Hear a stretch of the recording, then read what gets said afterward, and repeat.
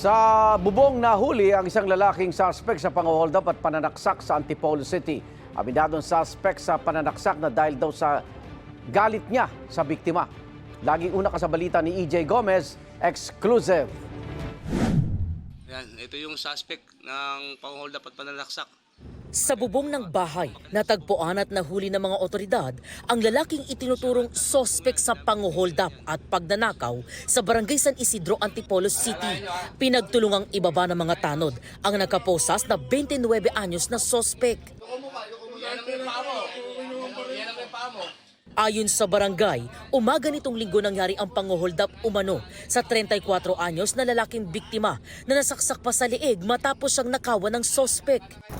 Naglalakad lang po ako ng mga umaga po. Hindi ko alam po sa nagalit, nagmumula yung galit niya. Kaya po bigla niya lang po ako sinaksak mga oras na yun. Nagbabataan niya na lang po ako tapos gusto niya akong patayin. Tapos yung gamit ko po nalaglag, kaya kinuha niya rin po. Cellphone po. Personal na kilala po ng biktima yung suspect po.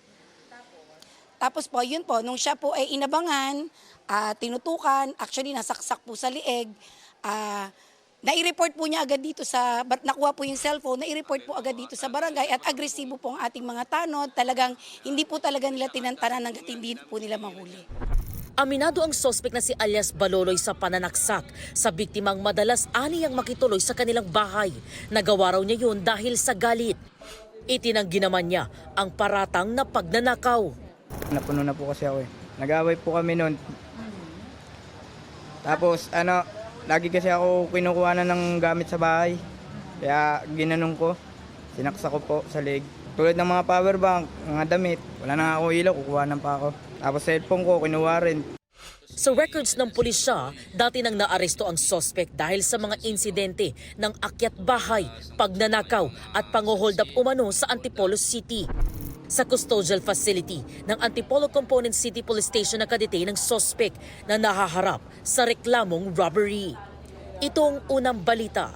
EJ Gomez para sa GMA Integrated News. Igan, mauna ka sa mga balita, mag-subscribe na sa GMA Integrated News sa YouTube para sa iba't ibang ulat sa ating bansa.